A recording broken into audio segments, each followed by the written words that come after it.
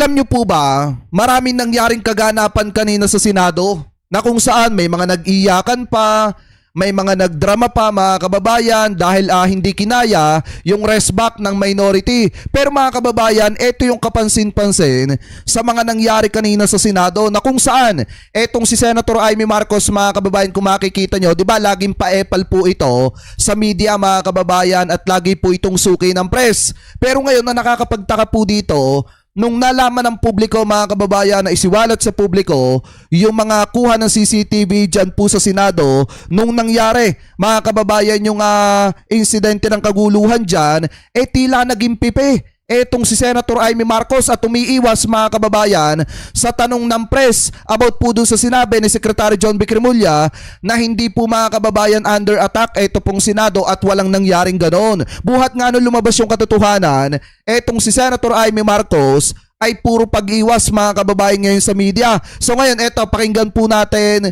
at panoorin po natin kung paano umiwas sa media etong si Senator Amy. Kasi sabi po dito, no comment, tumanggi magkomento si Senator Amy Marcos matapos lumabas sa investigasyon ng Department of Interior and Local Government, DILG, na hindi umano inatake ang Senado noong gabi ng Miyerkules, Mayo 13. Tikom din ang bibig ng ilang ng senadora hinggil sa umuugong na panibagong kudita sa liderato ng Senado ngayong araw ng Miyerkules, Mayo 20 mga kababayan. So ngayon, eto pakinggan po natin mabuti. Okay, sorry. Sorry, pasensya. Can I just meet the... But do you maintain that the Senate was under attack? Not under attack daw, ma'am, sabi ng DILG. Oh. Ano? Kita nyo? Okay, sorry. Sorry, pasensya. Can I just meet the... But do you maintain that the Senate was under attack? Oh, lasa ko walang komento siya. Kasi mga kababayan, literal na fake news peddler talaga etong si Senator Amy Marcos. At ngayon walang mukhang maiharap sa media. 'Di ba? Sa press kasi nga mga kababayan, fake news peddler eh. 'Di ba? Bistado yung kasinungalingan. Pati si PBBM pinagbintangan pa. Ito napakaliwanag mga kababayan ha. Talagang wala siyang maisagot, wala siyang masabi sa media at tila nahihiya siyang humarap mga kababayan sa media kasi bistado nga yung kasinungalingan nila. Ano po, so ngayon ito tingnan pa natin mga kababayan. Ito yung iba pa oh. Ito yung isa pa. Tingnan nyo ha. Can I just meet the... But do you maintain that the Senate... Ito, tinatanong siya dito, ayaw niyang sagutin mga kababayan. Tikom yung bibig niya kasi napahiya siya eh. Napahiya siya ng matindi. Can I just meet the... But do you maintain that the Senate was under attack? Not under attack daw, ma'am, sabi ng DILG. Sorry. Ano? Sorry, pasensya. Ano? But do you maintain that the Senate was under attack? Not under attack daw, ma'am, sabi ng DILG. Sorry. Ano, nakakahiya ba, Senator Amy Marcos? Na fake news peddler ka, senadora ka pa man din. Diba? Biruin mo, sisiraan mo pa ang kapatid mo, ang presidente, pagbibintangan mo pa na si PBBM ang nasa likod ng lahat at sinabi na arestuhin si Senator Bato kahit may madamay na inosenteng tao. Ngayon, ibinabalik sa iyo yung tanong sa mga sinabi mo. Diba? Diba ang dami sinabi ni Senator Amy Marcos na kesyo sunod-sunod yung upload niya at pinamamalita niya na under attack daw yung Senado. O ngayong sinoplak siya ng DILG at ng PNP mga kababayan at tinilabas yung katotohanan base doon sa mga kuha ng CCTV footage.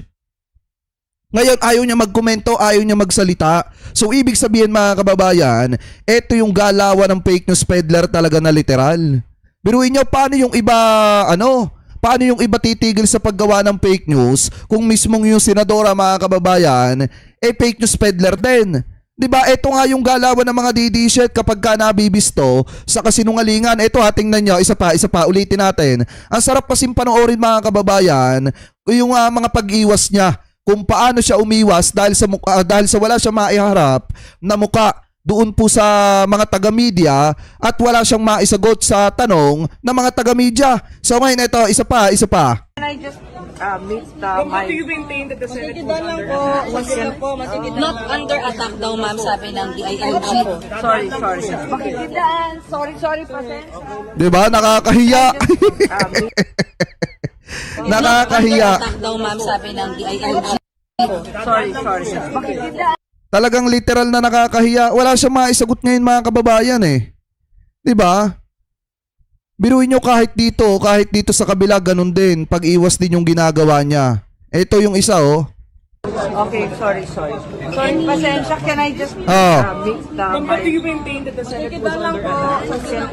Not under attack daw, ma'am, sabi ng DILG. Sorry, pasensya. Oh, 'di ba? Ganyan ang mga fake news peddler mga kababayan. Senadora pa man din.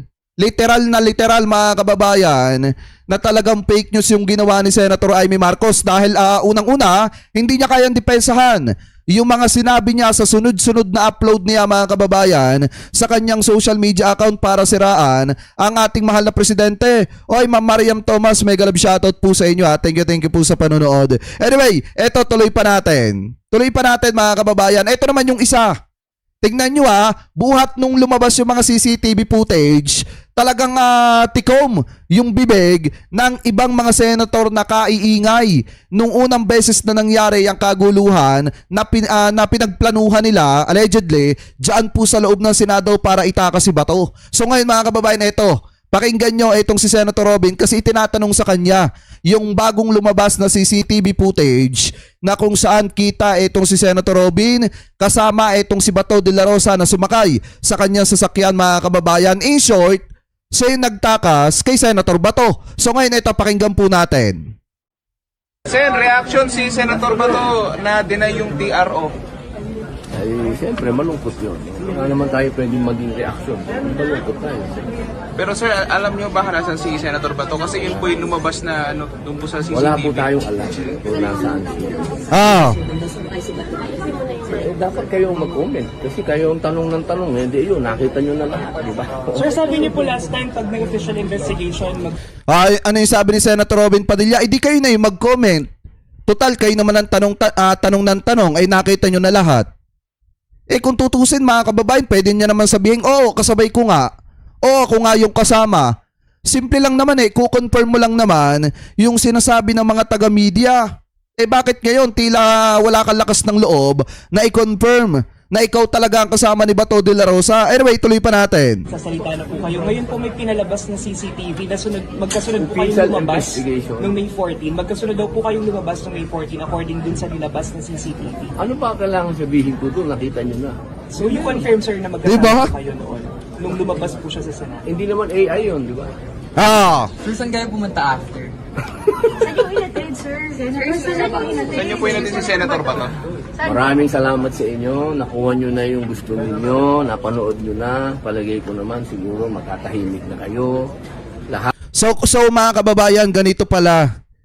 Kung hindi pala inimbestigahan to at kung hindi kinuha yung mga CCTV footage, kung hindi pa nag-ingay si Ombudsman Ombudsman Boying Remulla, hindi pala talaga nila ibibigay yung mga kopya ng CCTV footage kasi nga lalabas po yung katotohanan masisira yung awa na hinihingi ng ilang mga senator na ganid sa kapangyarihan sa taong bayan. Kasi 'di ba kaya lang naman nila ginawa yan para magpaawa publicly na kunyari nilusob sila, pinagmamalupitan sila, binabraso ang Senado, pero nung lumabas yung mga CCTV footage, walang sumimpat siya sa kanila mga kababayan. Sige, nakakita ba kayo ng mga kababayang Pilipino po natin na naaawa at nakikisimpatya dito po sa mga senator na ito? Wala! Puro ang sinasabi ng mga kababayang Pilipino po natin, drama lang nila yan para manatili sila sa kapangyarihan at para patakasin si Bato de la Rosa. So ngayon, since inamin ni Robin Padilla mga kababayan na hindi AI yung video, talagang nakita na kasama niya si Bato de la Rosa, dapat talagang kasuhan. Etong si Senator Robin Padilla mga kababayan ng obstruction of justice at pagkupkop o pagkanlong sa isang pugante. Ano po, so ngayon ituloy pa natin. At yun ang tinatanong nyo. Naganap na yung investigasyon. So wala na tayo sigurong dapat pag-usapan pa. May illegal po ba doon, sir, sa ginawa ninyo? Ano po? May illegal po ba? Doon? Ay tanong natin sa kanila. Kung may illegal. Kasi sabi, tandaan ninyo, ang Senate, ang sabi ng aming SP, Hintayin namin ang warrant ng local court. Pero, Okay? pero sir, bukas kayo sa mga possible investigations. Eh, wala tayong magagawa. Kung yun ang ganun. po kayo, Senator, Magko-coordinate. if ever ipatawag. Maraming salamat po sa inyo. Nakuha nyo na yung gusto ninyo. Naibigay na sa inyo ng gobyerno. Maraming salamat. Salamat. May nag-comment sabi dito ni Pinglak Samana. So pwede na po kasuhan si Robin Hood Padilla. Pwedeng kasuhan to. Pwedeng kasuhan to. May comment pa siyang isa. Ano ba yon? Nasaan yon? Pwedeng arestuhin. DOJ, baka pwedeng kasuhan nyo na si Boy Padilla. Pwede na bang arestuhin itong si Senator Bato de la Rosa? So ngayon mga kababayan, ito pakinggan po natin. Di ba kanina naglabas ng desisyon ng Korte Suprema patungkol po dito sa TRO ni Senator Ronald Bato de la Rosa. At ito nga yung kabuuan dyan mga kababayan.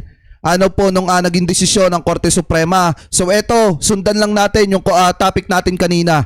Ano po yung naunang balita na tinalakay natin. So ngayon mga kababayan, tuloy po natin dito yan. Di ba kung titingnan nyo, since ito pong TRO ni Senator ni Senator Bato de la Rosa ay deny, ibig sabihin binasura ng Korte Suprema, isa lang ibig sabihin yan, pwede na po siyang arestuhin mga kababayan anytime, anywhere. Ang isa pa po dito kung titingnan din natin mga kababayan, kung ito ay magpapatuloy na kakanlungin at itatago ni Senator Robin Padilla, pwede po talaga siyang makasuhan. Ano po, so ngayon ito, i-play po natin, ito nakita po nating balita, galing po dito mga kababayan sa News 5 Everywhere. Sabi po dito, hiling na TRO ni Senator Bato de la Rosa para sa kanyang ICC arrest warrant ibinasura ng Korte Suprema. So ito, i-play muna natin and then pakinggan natin yung sinasabi ng NBI.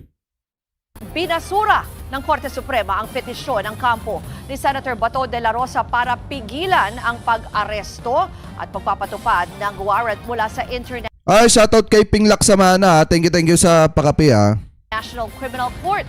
Para po sa detalye, nasa linya ng telepono mula sa Supreme Court si Camille Samonte. Camille, ano ba ang pinagbatayan ng Korte sa kanilang desisyon? Ruth, sa botong 951, hindi pinagbigyan ng Korte Suprema ang kahilingan ni Senator Ronald Bato de la Rosa para sa isang temporary restraining order o TRO at status quo anti-order para nga pigilan yung pag-aresto sa kanya ng International Criminal Court.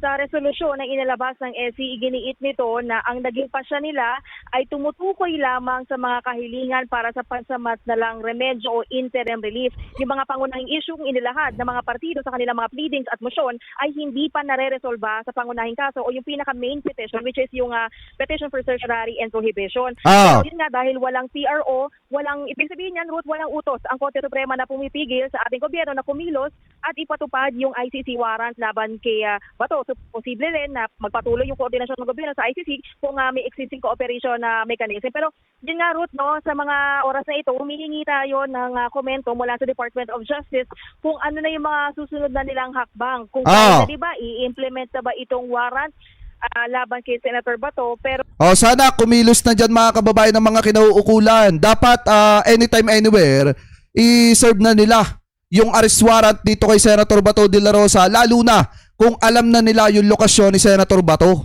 Diba, wag na nilang paghintayin pa ang mamamayang Pilipino dahil mga kababayan, alam naman po natin na pare-parehas tayong lahat excited na maaresto na etong si Senator Bato at ma-deliver na papuntang dahig. Ano po, so ngayon ituloy pa natin. Pero wala pa silang tugon sa atin. But theoretically, dahil wala ngang inilabas na TRO o injunction, ay pwedeng umusad itong proseso nga nung pag-aaresto kay Senator Bato. Pero Ruth, pag nilinaw lang, itong denial ng TRO ay hindi automatic na talo na o mababasura na yung buong petisyon. Kasi itong dinesisyonan lang ng Korte Suprema ay yung hiling ni Senator Bato regarding doon sa TRO. Hindi, pero maganda kasi dito mga kababayan, talagang nadesisyonan na yung TRO. Bagamat hindi pa man yung pinakalahatan doon sa lahat ng hinihiling ni Senator Bato de la Rosa, ang maganda dito yung pangunahing gusto nilang makuha, hindi nila nakuha kasi nga ibinasura ng Korte Suprema. So ngayon, yung mga law enforcer natin, yung mga law enforcement, pwede na nilang ipatupad mga kababayan yung arrest warrant dito kay Senator Bato kasi nga walang pumipigil. Ngayon mga kababayan, ano po, anyway, tuloy pa natin. Ruth? Yung binabanggit mo nga kanina, no, Camille, na hindi pa napagdidesisyonan yung iba pa nilang petisyon. Pero kanina lang nakita ko si DOJ spokesperson, si Attorney Polo, nagsabi nga siya na hihintayin muna yung desisyon ng korte. No? Yung, ano kaya implikasyon yan? Ngayon nga may desisyon na. No? Ano ang sinasabi kaya dyan mula sa DOJ yung kung pwede na talaga ngayon na arestuhin? At sabi rin ng NBI, alam nila kung nasaan may impormasyon sila kung nasaan si Senator Bato. Yes, Ruth. Actually, consistent naman yung posisyon ng gobyerno. No? Kung babalikan din natin yung naging komento ng Solicitor General, ang nagiging batayan nga nila dyan ay yung Republic Act 9851 o yung Philippine Act on Crimes Against International Humanitarian Law, Genocide and Other Crimes Against Humanity. Yan ay kahit kumalas na yung Pilipinas sa Rome Statute noong 2019. So yun yung paninindigan nila na under Section 17, pinapayagan yung mga otoridad na isuko yung isang akusado sa isang international tribunal kung may umiiral ng investigasyon dito. Tama.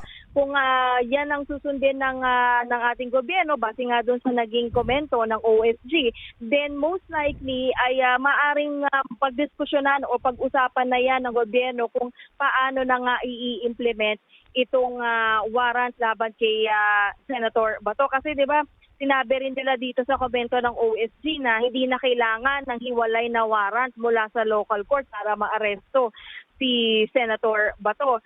At sinabi rin nila na hindi rin saklaw ng extradition rules itong kaso ni Senator De La Rosa. So kung pagpapasihan lang natin, Ruth, yung naging komento na ipinasa ng OSG, then from the decision na ito ay maaring magdesisyon yung gobyerno na i-implement din. Pero kasi Ruth, yun nga yung hinihintay din natin sa DOJ kung will they take this as a cue to arrest the Senator Bato or hihintayin ba nila na ma-resolve ba lahat ng issue bago ulit gumawa? Hindi, ganito kasi yan mga kababayan, nasa mga kamay na po yan ng Department of Justice kung kikilos ba sila or hindi. Pero mas maganda para sa akin mga kababayan kaysa hintayin pa nila yung buong desisyon ng Korte Suprema, ang pinakamaganda nilang dapat gawin, arestuhin na nila etong si Senator Bato mga kababayan at ilipad na po nila papuntang Dahig habang wala pang TRO etong si Senator Bato. Kasi maliwanag naman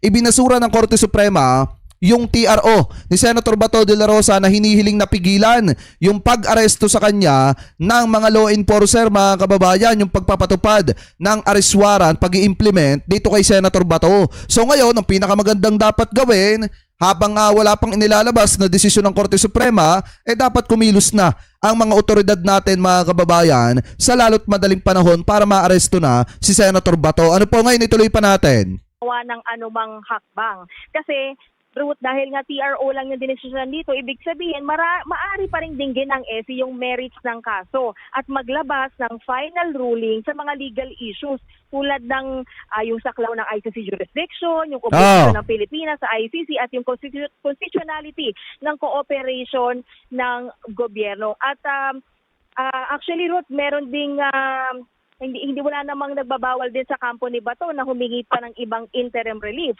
So, humingi siya ng motion for reconsideration o iba pang urgent pleadings kung magkaroon ng bagong development. So, yun nga, sa madaling sabi, itong TRO, immediate protection, yung immediate protection na hinihingi niya. So, kapag wala ito, walang pansamantalang harang o balakid. Dapat posibleng pagpapatupad ng mga hakbang kaugnay sa ICC habang pending pa yung kaso. Camille, na-bring up din ba yung scenario in the past na ito kung wala ng TRO at kung pwede na siyang arestuhin, pwede namang sa kustodiya, no? Sa kustodiya siya ng law enforcement agencies habang gumugulong yung kaso, may ganyan. Pwede mangyari yan? Yes, Ruth, yan yung isa sa pinapaklarify din natin sa DOJ. Kasi nga kung hindi pa nare-resolve lahat ng issues dun sa main petition, pwede bang mangyari is parang nasa custody ba muna ng PNP o ng DOJ ito si Senator Bato? Kasi hindi pa rin naman nare-resolve technically yung issue ng pag-surrender din sa kanya sa ICC. So, yun yung mga bagay na hinihintay pa natin na masagot at sana mabigyang linaw din eventually, Ruth. Ayan mga kababayan maliwanag, walang balakid. Ibig sabihin walang nakaharang para arestuhin etong si Senator Bato. Kasi kaya lang naman hindi siya maaresto noong mga nakaraang araw kasi nga naglabas ng desisyon na itong Korte Suprema na kung saan pinasasagot ang gobyerno tang kampo ni Senator Bato de la Rosa, mga kababayan, kung bakit nga ba hindi dapat arestuhin etong si Senator Bato. At since wala na nga yung usapin na yan at hindi pinagbigyan ng TRO etong si Senator Bato de la Rosa, pwede na siyang arestuhin, mga kababayan. Yun ay ang tanong na lang dito, mga kababayan, kung mabilis ba gumalaw yung mga law enforcement natin, mga kababayan, at yung mga law enforcer natin para ipatupad kay Senator Bato de la Rosa, i-implement sa kanya yung arrest warrant po niya galing sa International Criminal Court. So ngayon, pakinggan po natin ang komento, mga kababayan, ng NBI patungkol po dito sa inilabas na desisyon ng Korte Suprema. Kasi nga sabi dito sa Bilyonaryo News Channel, ito daw pong NBI ay handa ng isilbi ang ICC arrest warrant laban daw po kay Senator Bato de la Rosa anumang oras daw, mga kababayan. So ito, i-play po muna natin. Ngayong tablado na ang hirit na TRO ni Senador Bato de la Rosa. Ano na ang susunod na hakbang ng NBI? Narito ang agenda report ni Andrea Salve live mula sa NBI headquarters dyan po sa Pasay City. Andrea, may pahayag na ba si NBI Director Melvin Matibag sa naging desisyon ng Korte Suprema? Pinky, he has yet to see the resolution. Yan nga ang naging komento ni NBI Director Melvin Matibag sa ngayon tungkol sa pagtanggi ng Supreme Court sa hiling na TRO ni Senator Bato de la Rosa sa nakaumang na pag-aresto sa kanya. Pinky, At saka dapat sana kasimbilis kayo ni General Torre trumabaho. Para nang sa ganun, mga kababayan, maaresto na yang si Senator Bato de la Rosa at mapagtuunan na ng pansin, mga kababayan, yung mga mahalagang usapin dito po sa ating bansa. Kasi alam naman po talaga natin, lahat tayo pare-parehas, gusto na po talagang makitang maaresto etong si Senator Bato at managot, mga kababayan. So dapat yung mga law enforcement natin, yung mga magpapatupad nito, dapat bilis-bilisan naman nila ang pag-aresto kay Senator Bato. Kasi yung gaya nung ginawa ni General Torre, mga kababayan, na pagka-aresto sakay agad ng eroplano, dalagad papuntang Dahig, mga kababayan. Sana ganun. Ano po ganun yung gawin na dito sa kaso ni Senator Bato. Anyway, tuloy pa natin. Ini Matibag na kailangan pa nilang basahin at pag-aralan ang buong resolusyon para makapagpasya sa kanilang mga susunod na hakbang. Pagtitiyak din nila handa anumang oras ang Bureau para isilbi ang ICC arrest warrant kay De La Rosa, bagaman hindi pa malinaw kung ang SC resolution ba na ito ay hudyat para agad na magkasa ng manhunt operation laban sa senador. What we can guarantee to you is that patuloy naman po na nangangalap ng information ng NBI through the directive of our director para po in the event that we will be dispatched eventually to serve the warrant at hanapin si Senator Bato, alam naman po natin kung ano. Ayon pa kay NBI spokesperson Palmer Malyari, posibleng may hawak na ring kopya ng arrest warrant ang DILG at PNP. Nakaalerto naman anya sila sa anumang direktiba. Pinky, kanina ay nagkaroon ng press con dito sa NBI headquarters pero hindi na humarap sa atin si NBI Director Melvin Matibag dahil anya may meeting pa siya. Tinanong natin kung nanghingi tayo ng karagdagang detalye patungkol sa meeting na ito, kung ito ba ay kaugnay dito sa SC resolution sa petisyon ni Senator Bato de la Rosa, pero hindi na siya nagbigay pa ng karagdagang detalye. Pero nabanggit kanina ni NBI spokesperson Palmer Malyari na itong SC resolution na ito ay tsak na tatalakayin ng anyay higher ups. Pinky. Andrea, para lang malinaw, so ano ang magiging hakbang ng NBI hinggil dito sa naging desisyon ng Korte Suprema na dinena yung TRO na hinihingi ni Senador Bato de la Rosa? May nag-comment nandun sa Davao si Bato naglilimas, puno daw kasi ng tubig bahay nila dahil sa baha. Pinky, sa ngayon ay hindi pa talaga malinaw sa atin kung ano yung mga magiging susunod na hakbang, pero patuloy tayong nakaabang kung ano man yung magiging pasya ng NBI, kung ito ba ay isisilbi na nila agad kay Senator Bato de la Rosa. Pinky.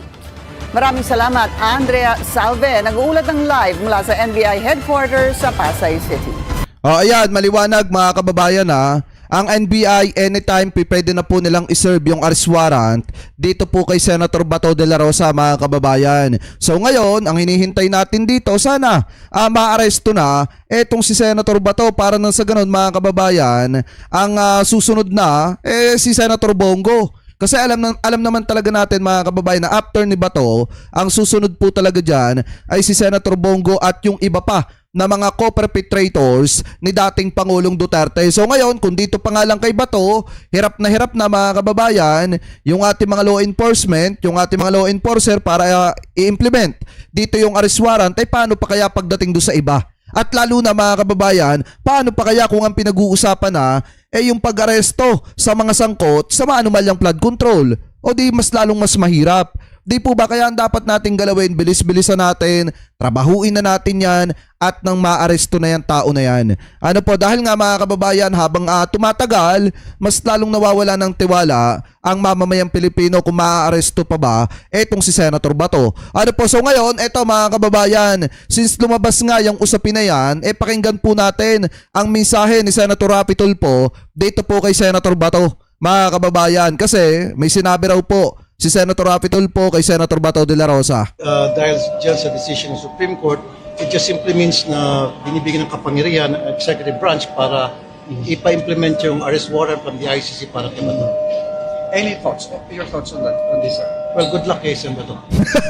Dahil dyan sa decision ng Supreme Court, it just simply... Ano yung sabi ni Senator Rapi Tulfo? Good luck kay Senator Bato de la Rosa. O good luck kay Senator Bato. O ayan. Diba, mga kababayan? Kasi malaki talaga ang posibilidad na itong si Senator Bato, mga kababayan, kung bibilisan lang ng ating mga law enforcement, yung ating mga law enforcer, maaaresto po talaga yan. Ano po, kasi hindi naman yan makakapagtago habang buhay. Kung si Tebes nga nasa Timor-Leste na, naaresto pa. Paano pa kaya itong si Senator Bato na nasa Pilipinas lang? Di po ba? Kaya ako naniniwala ako na maaaresto pa rin yan, mga kababayan. Tiwala lang, ika nga. Ano po? So kayo, kung kayo po ang tatanungin, ano po masasabi nyo? Hingil po dyan sa usapin na yan. Comment below na lamang po kung ano po ang comment at opinion po ninyo. Hingil po dyan, mga kababayan.